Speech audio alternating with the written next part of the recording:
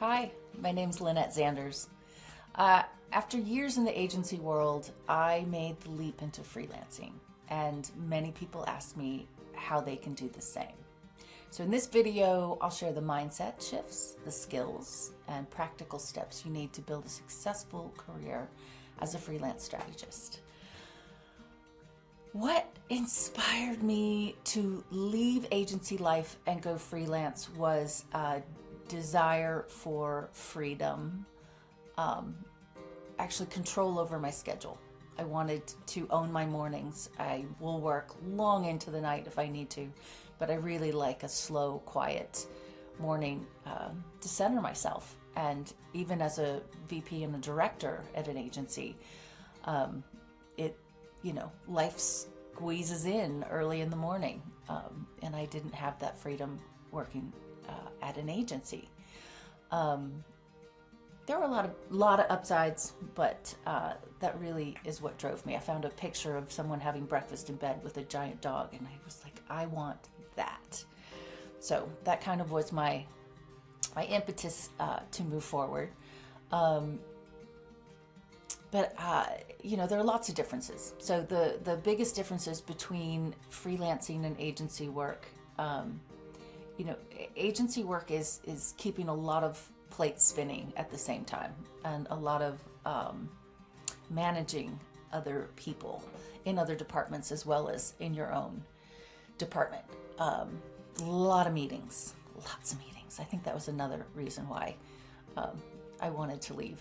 And what I actually did in my freelance business was decide that I wasn't going to go to a meeting that I wasn't paid for.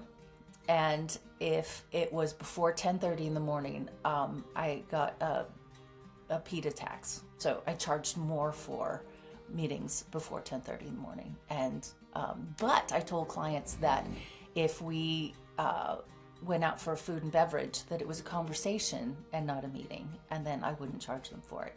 And so I kind of designed my life to not have early morning meetings, have many fewer meetings, get paid for the meetings I was in. But mostly I got food and beverage with my clients, which was way more fun. Freelance, though, the tricky part is it's not the managing things through the system. It is you have a project. So figuring out what you can deliver that you can get paid for, I think is the trickiest part of going freelance. So I made a list of all the things that I did that someone would pay me for that I could put a dollar figure around. So as a strategist, that was one thing, but I knew that I could make money as moderating focus groups. So I was the strategist in the era of we went out and talked to people to find out what levers we could pull, how to get them to relate to us and like us, the brands. And I knew that agencies would hire out for a moderator often. There weren't a lot of strategists that would moderate their own groups. And I knew it wouldn't take away the agency's revenue. So I wasn't going to compete with the strategist in the agency. I just was going to be of service to them. So, and then I figured out, okay, how much do I need to make to survive per month? And how much would I love to make in order to thrive per month? And how much could I charge for moderating focus groups? So I ended up kind of doing the math, and I was like, wow, if I got 2 nights worth of groups, that would cover my bills. And then anything more than that was gravy. But I put it to myself in such a way that I was like, I can do that. I can sell 2 nights of focus groups a month.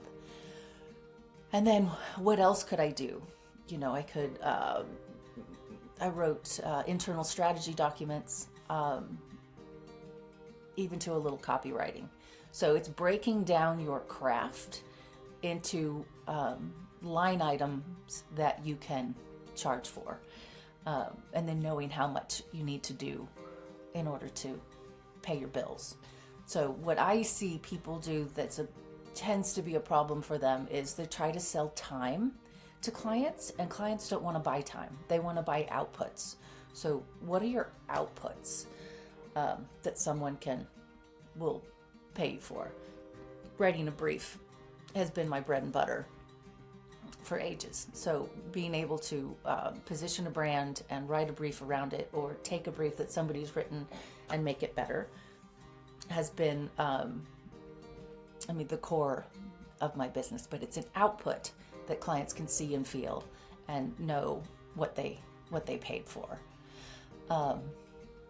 So skills that someone needs to be successful as a freelance strategist. I think first and foremost, you've got to be tight on your craft, like not taking forever to analyze a document or write a brief, because there are just so many hours in a day, obviously, and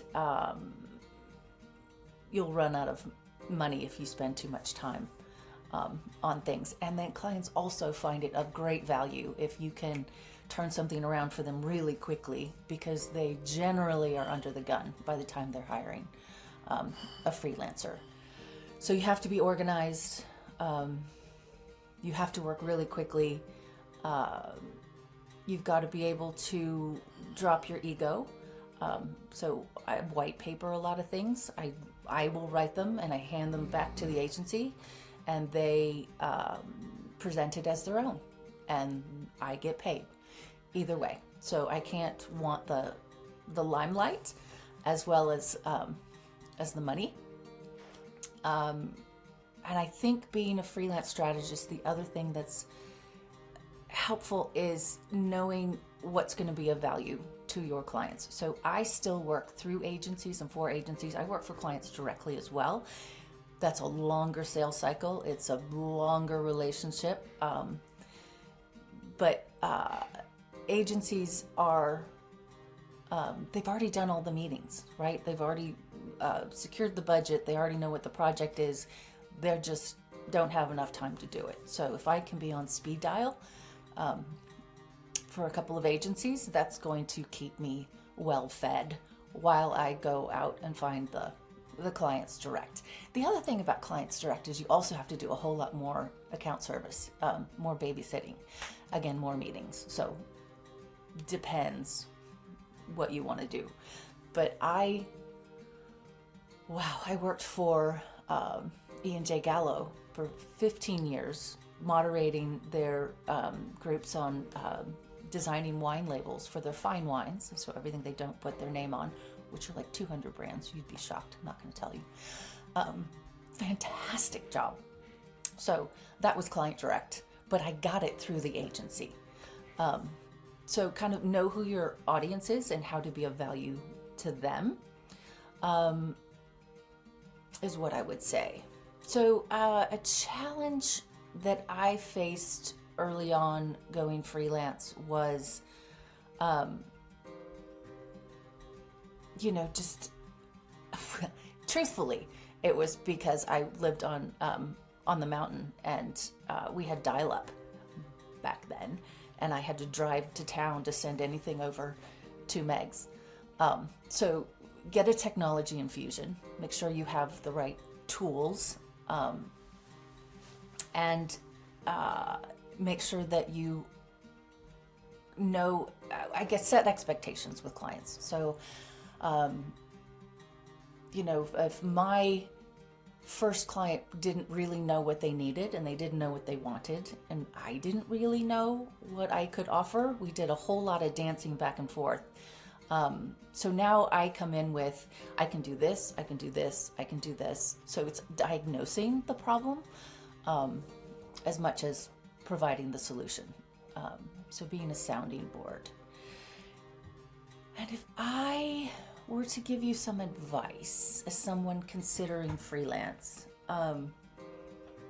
do it. It's half the hours, it's twice the pay. You have control over your schedule for the most part once you get to a certain stage. Know what you can offer and what to charge for it, and I will just repeat this because it took me a couple of years to figure it out, of how long does it take you to do something. So I don't like tracking my time, but I had someone gave me the advice of just track it for 2 weeks so that you know actually how long it takes you to complete like a brief project.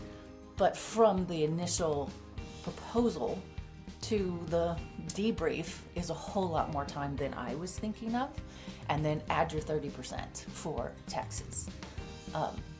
It's the doing the craft, and then it's the running the business, which is you don't go to school for. So and get help if you don't want to do it. So freelancing is about freedom, and it's about ownership. But it does start with strategy. So having a plan and working your plan is key.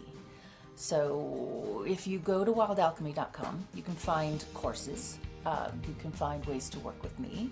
I also do one-on-one coaching to help people get started. I do have a course called Entrepreneurs Bootcamp on how to get this party started, which might be a good place to start.